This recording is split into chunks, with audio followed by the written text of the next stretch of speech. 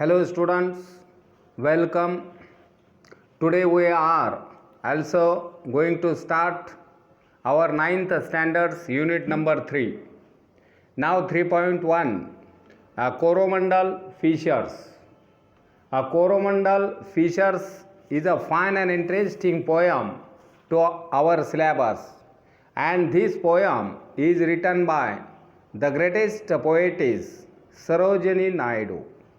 Sarojini Naidu was a very powerful poetess in English literature.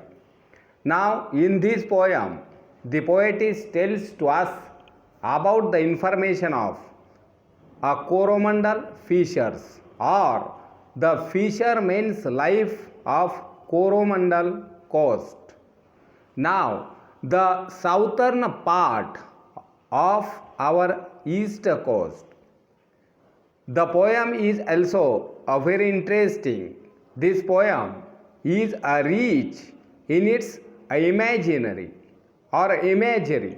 एक काल्पनिक कविता आहे आणि या कवितेमध्ये कवी सरोजिनी नायडू आपल्याला द लाईफ ऑफ फिशरमॅन ही कोळी समाजाचे जे काही कोळी बांधव आहेत त्यांचं जीवन हे कोरोमंडल कोस्ट एरियातील जे काही कोरोमंडल फिशरमॅन आहेत त्यांची जी काही जीवन चरित्र आपल्याला सांगण्याचा प्रयत्न करतायत. Now there are three stanzas and 12 lines. The lines included in this poem are also 12, and the total stanzas of this poem is also a 3. Means there are 3 stanzas and 12 lines in each and every stanza.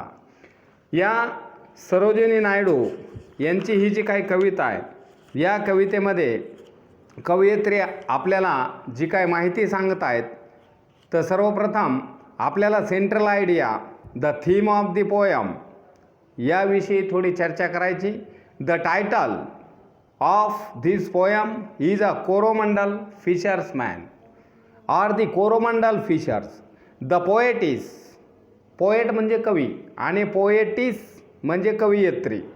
This poem is written by Sarojini Naidu. The theme or the central idea of the poem is also very easy. The theme of the poem is that when a human beings come together for a common purpose. जर समजा ही जी काही आपण human beings आहेत हे सर्वसामान्य पर्पजसाठी एखाद्या हेतूसाठी जर समजा एकत्रित आले, no force can adversary can block their way or no one also can stop them. त्यांचा जो काय मार्ग आहे हा मार्ग कुणीही थांबवू शकत नाहीत. जर कॉमन पर्पजसाठी जर ह्युमन बीइंग एकत्रित आले तर ही याची जी काय तर सेंट्रल आयडिया आहे. Now there could be a risk in any challenging enterprise but human progress depends on facing them courageously. Means there could be a risk any challenging. पहा कोणतंही एखादं जर समजा चॅलेंज असेल, आव्हान असेल तर त्याच्यामध्ये रिस्क ही ॲटोमॅटिकली आली. बट अ ह्युमन प्रोग्रेस, परंतु जी काही मानवाची जी काही प्रोग्रेस आहे, but the human progress depends on a facing them courageously. तर मानवाची जी काही प्रोग्रेस आहे ही प्रोग्रेस ही सतत चालू आहे आणि ती पण अत्यंत धैर्याने चालू आहे. अशा पद्धतीचं ही जी काही कविता आहे. Means the title of the poem, the poet's, the theme or the central idea हे आपण पाहिलेली आहे. त्यानंतर राईम स्कीमबद्दल जर बोलायचं झालं, the rhyme scheme of the poem is AABB. जेव्हा तुम्ही कवितेचा अभ्यास कराल तेव्हा ते तुमच्या लक्षात येईल. The figure of speech is also a simile and also the metaphor. And the special feature of the poem is also this is a dedicated poem. म्हणजे उपदेशपर. This poem is addresses to the fisherman addresses poem is an instructive one and it is aimed at imparting a certain advice or some moral principles. याच्यामध्ये काही मूलभूत तत्व moral principles चा उल्लेख आलेला आहे. when we come together for a common purpose, when a human being or when we come together for a common purpose and put our faith in God. जर समजा आपण एक सर्वसामान्य हेतूसाठी एकत्रित आलो आणि आपला जर समजा पूर्णतः देवावर विश्वास असेल तर we can accomplish a great thing. तर जर समजा आपण कॉमन पर्पजसाठी एकत्रित आलोत आणि आपला देवावर जर पूर्णपणे विश्वास असेल तर we can complete a great thing or we can accomplish a great thing. तर आपण महानातलं महान जे काय काम आहे कार्य आहे ते आपण करू शकतो. This is the moral principle of this poem. हे या कवितेचं जे काय तर मॉरल प्रिन्सिपल आहे. अशा पद्धतीनं आतापर्यंत विद्यार्थी मित्रांनो तुम्ही पाहिलं आहे. The title of the poem is also a Coromandel fishers. The poem is written by Sarojini Naidu.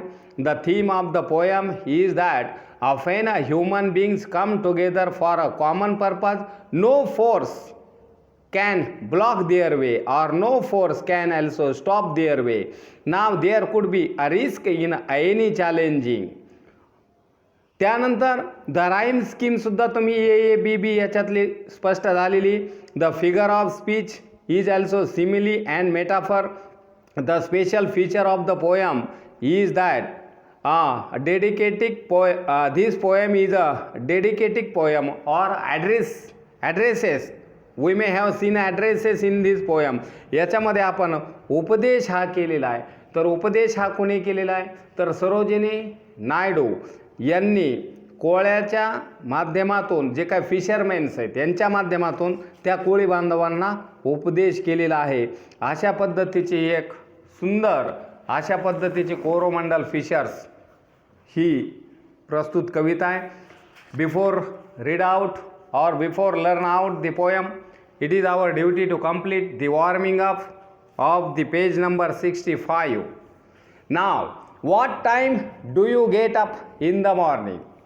Warming up chit chat. Warming up म्हणजे काय की बुद्धिमत्तेला चालना देणे.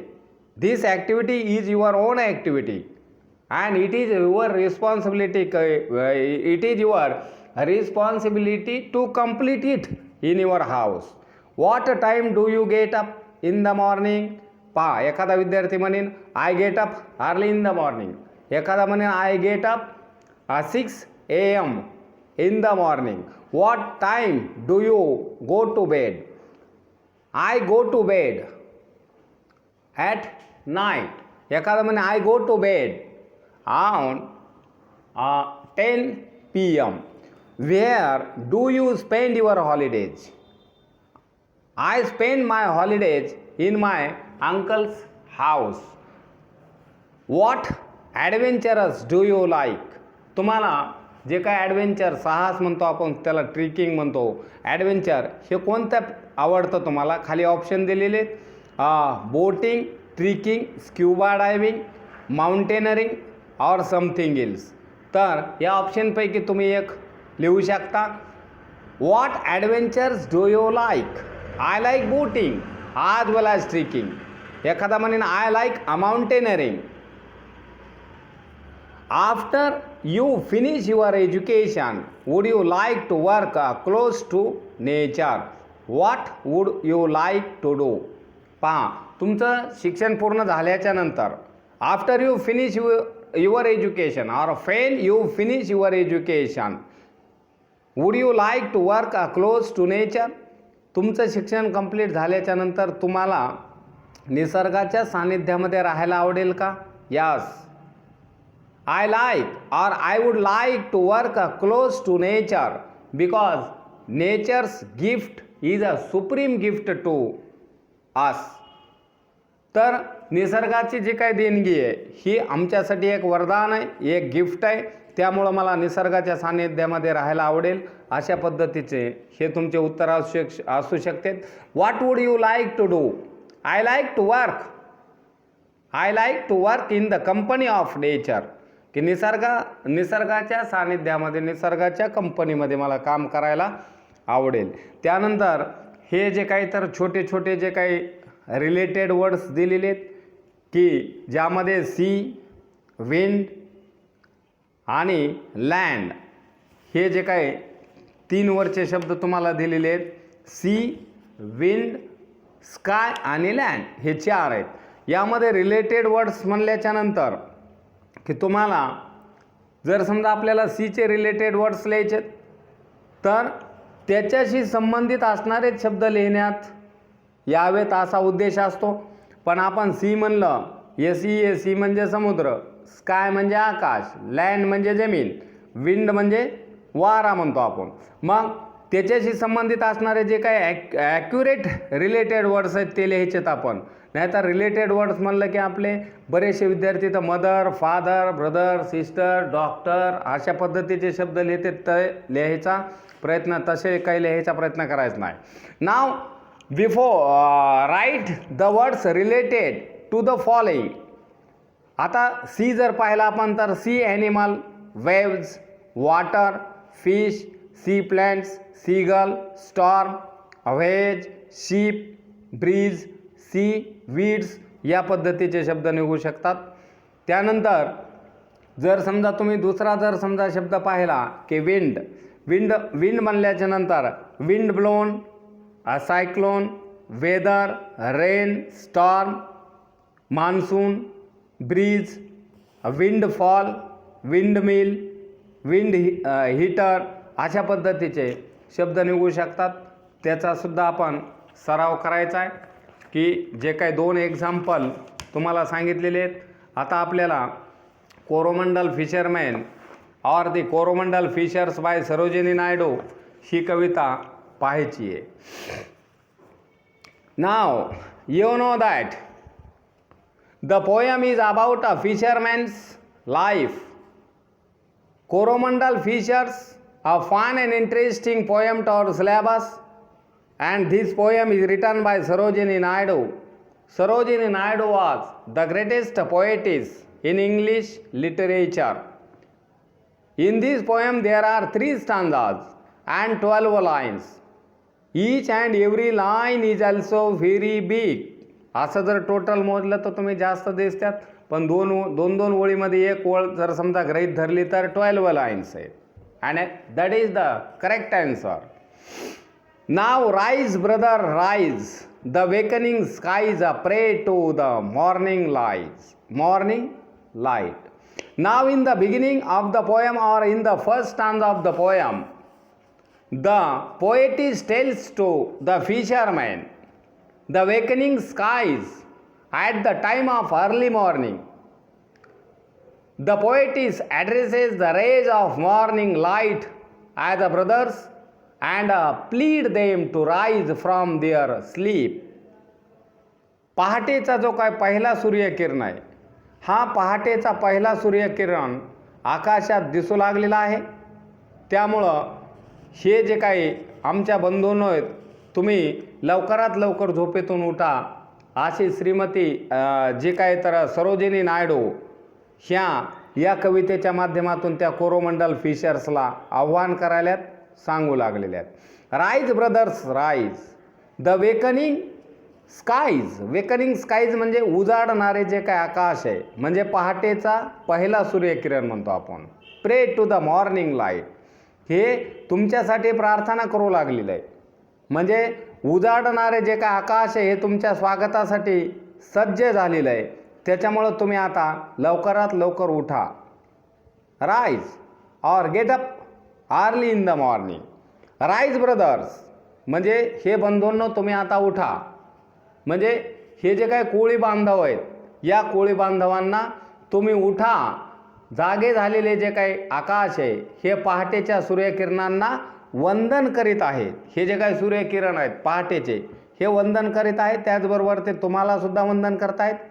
त्यामुळे तुम्ही लवकरात लवकर उठा.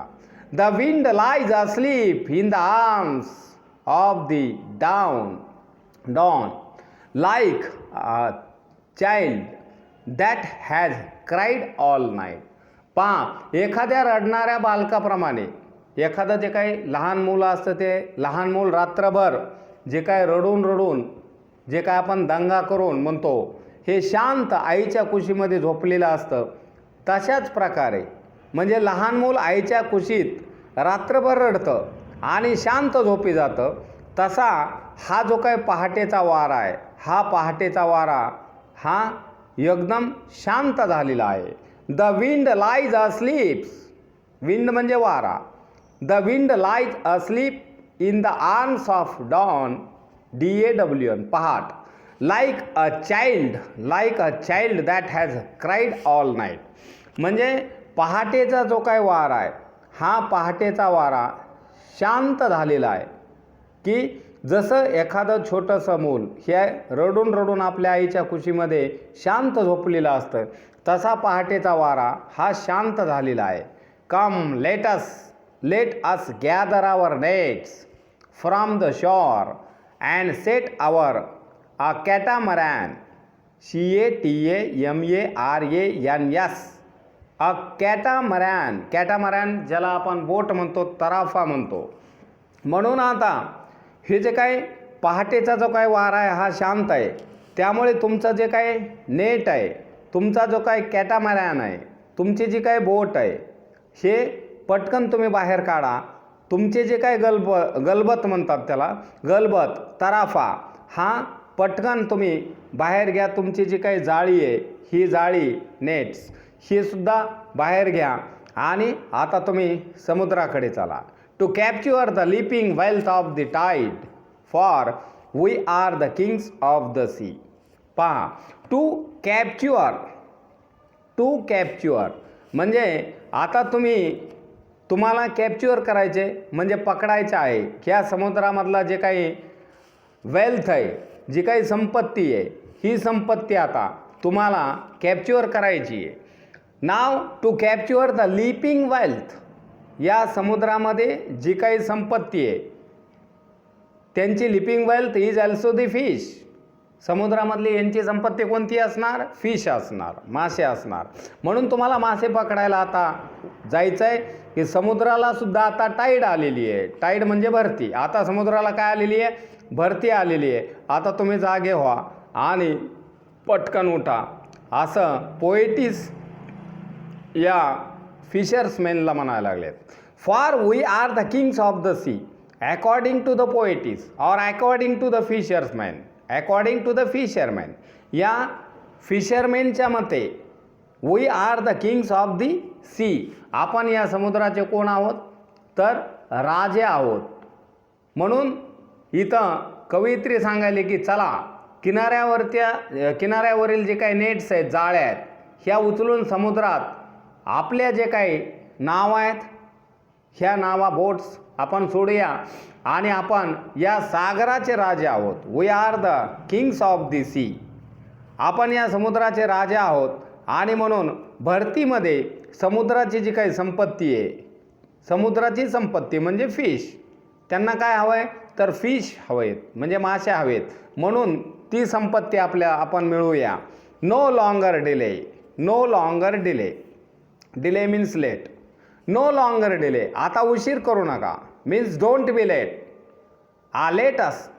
Late us hasten away in the track of the sea gull's call.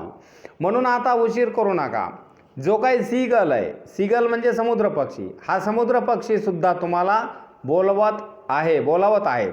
No longer delay means don't be late. Let us hasten away in the track of the sea gull's call. म्हणून तुम्ही उशीर करू नका आणि समुद्र पक्षी तुम्हाला बोलावत आहे आणि त्याच्या मागे आपण लवकर जा.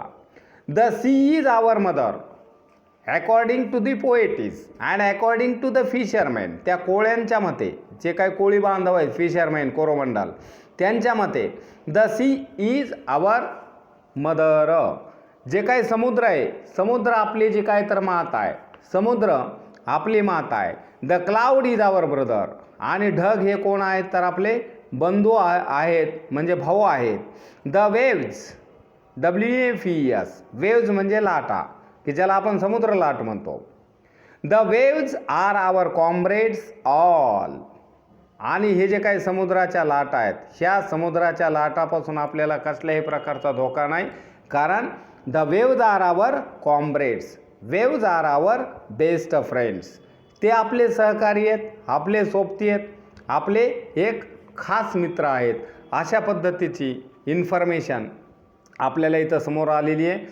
Means in the further information the poet's or the fisherman tells to us about the information of their mother, and according to the fisherman the sea is our mother, means the sea is their mother. The cloud is our brother, the cloud is our brother, and the waves are our comrades. म्हणजे समुद्र आपली माता आहे आणि ढग हे जे काय तर आपले बंधू आहेत, म्हणजे भाऊ आहेत. आणि ह्या समुद्रावरच्या ज्या काय लाटा आहेत, त्या लाटा म्हणजे आपले बेस्ट फ्रेंड्स आहेत, आपले सहकारी आहेत, आपले सोबती आहेत. अशा पद्धतीनं त्यांनी इथं डिस्कशन केलेले आहे. He who holds the storm by the hair well comrades all, what though we toss at the fall of the sun, where the hand of the sea god dives. What though we toss at the fall of the sun, where the hand of the sea god drives. समुद्र देवता जिथे आपल्याला नेईल तिथे आपण जायचं आहे. त्यामुळं कसल्याही प्रकारचा टॉस वगैरे काही करू नका. आता आपण या जलदेवतेला, या समुद्र देवतेला, आपण समुद्र देवता आपल्याला जिथे घेऊन जाईल, जिथं ती ड्राईव्ह करील, तिथं आपल्याला आता जायचं आहे. त्याच्यामुळं राईज ब्रदर्स राईज, आता तुम्ही लवकरात लवकर उठा आणि तयार व्हा. She who holds the storm by the hair will hide in his breast our life. आणि समुद्र देवतेवर आपली जी काय तर श्रद्धा आहे आणि त्यांना पराभूत करणाऱ्या वादळापासून आपलं समुद्र देवता हीच आपलं रक्षण करणार आहे. ही मीन्स की ज्याला आपण समुद्र देवता म्हणतो. ही हू होल्ड्स द स्टॉर्म म्हणजे वादळ. वादळापासून आपलं रक्षण करणारे कोण आहे तर सी गॉड म्हणतो आपण त्याला, समुद्र देवता. ही समुद्र देवतेवर आपली श्रद्धा आहे आणि ती आपल्याला कसल्याही प्रकारचा धोका होऊ देणार नाही, आपल्या केसाला कसल्याही प्रकारचा धक्का लागू देणार नाही. Will hide in his breast our life. म्हणजे समुद्र देवतेवर आपली श्रद्धा आहे आणि समुद्र देवता ही आपलं रक्षण करणार आहे. त्यामुळं वादळ जरी आलं, वादळापासून आपल्याला पराभूत जे काय व्हावं लागणार आहे ते समुद्र देवता आपल्या याच्यापासून रक्षण करणार आहे, वादळापासून सुद्धा रक्षण करणार आहे. Sweet is the shade of the coconut glade. Sweet is the shade of the coconut glade and the scent of the mango grove. आणि इथं नारळाच्या झाडाचा जो काही समूह आहे किंवा मँगो ट्रीजची जे काय ग्रो, ज्याला आपण आंबराई म्हणतो, या ग्लेड्सपासून आणि या मँगोजपासून की आपलं रक्षण करणार आहे, ते सुद्धा आपल्याला सुंदर गोड अशा पद्धतीची जी काय तर सावली देणार आहेत.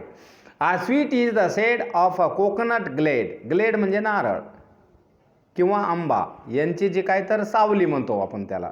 कोकोनट ग्लेड म्हणजे नारळ किंवा मँगोची ज्याला आपण सावली म्हणतो. And the scent of a mango grove. आणि जे काय मँगो ग्रो आहेत, हे जे काय आंबराई आणि नारळ यांची सावली ही आपल्याला मिळणार आहे. थंडगार हिरवीगार अशा पद्धतीची सावली म्हणजे नारळाच्या झाडाची जी काही सुखद थंडगार सावली आपल्याला हवीशी वाटते. आणि हे जे काही आंबराईमधला मधुर सुगंध आहे तो मनात दरवळतो आहे. त्यामुळं आता आपण लवकरात लवकर निघायला पाहिजे. And sweet are the sands and sweet are the sands at the full of the moon, with the sound of the voices are love. नाव चमकणारी जे काही सँड आहे, सँड म्हणजे वाळू, and sweet are the sands, ह्या समुद्रातली ही जी काही पौर्णिमेच्या दिवसाची जी काही वाळू आहे ही पण अत्यंत सुंदर अशा पद्धतीची चमकणारी वाळू दिसत आहे. And sweet are the sands at the full of the moon, with the sound of the voices are love. आणि त्याच्यामुळं इथं जी काही पौर्णिमेच्या रात्री वाळूच्या किनाऱ्यावर ऐकू येणारी जी काही आपल्या प्रिय माणसाचा आवाज ही इथं आपल्याला मिळू शकतो आहे. व्हॉइस म्हणजे आवाज. आपले जे काही प्रिय, आपले जे काही सवंगडी आहेत ते सुद्धा एकमेकांना इथं आवाज देत आहेत. But a sweeter O brothers, the kiss of the spray and the dance of the wild foams glee. पण हे जे काही स्प्रे की ज्याला आपण फेस म्हणतो समुद्रावरचा, but a sweeter O brother, परंतु या सर्वापेक्षाही जास्त काय तर the kiss of a spray and the dance of the wild foams glee. म्हणजे बोटीमध्ये सर्वात जास्त जे काय आनंदाने आपण नृत्य करणार आहेत ते नृत्य, आणि आपल्या गालावर जो काही या समुद्राचा फेस येणार आहे, हे जे काही पाण्याचे तुषार आहेत, हे फेसाळ लाटांचे जे काही नृत्य आहे हे आपल्याला मनाला अधिक जे काय तर आवडणार आहे, मोहिनी घालणार आहे. Row brothers row, row brothers row. Row means a straight line, सरळ चला. Row brothers row to the edge of the verge where the low sky meets with the sea. म्हणून बंधूंनो तुम्ही चला, जिथे आकाश आणि समुद्र एकमेकांना भिडतात त्या क्षितिजापर्यंत आपल्या जे काही नाव आहेत ह्या घेऊन चला. अशा रीतीने कवयित्री की या फिशरमेनला आव्हान करते, ॲड्रेसिंग करत आहे, आणि ते तुम्हाला या कवितेमध्ये डिस्कशन केलेलं आहे. यानंतर याच्यावरचे जे काही स्टांजाज, क्वेश्चन्स, ज्याला आपण क्वेश्चन्स अँड ॲन्सर्स म्हणजे होमवर्क वगैरे म्हणतो, तो होमवर्क, आणि त्यानंतर ॲप्रिसिएशन ऑफ द पोयम हे सुद्धा दिलं जाईल. कविता परत परत वाचायची. याच्यावर जी काही एक शॉर्ट नोट्स आहे ती शॉर्ट नोट्ससुद्धा तुम्हाला दिली जाईल. वाचन हे तुम्ही करायचं आहे, शब्दार्थ हे तुम्ही पाठ करायचे आहेत, आणि टाईम टू टाईम वेळेवर अभ्यास करून या सेकंड टर्ममध्ये जास्तीत जास्त विद्यार्थ्यांनी होमवर्क पाठवण्याचा प्रयत्न करायचा आहे. Okay, we shall stop here and let us continue the next period.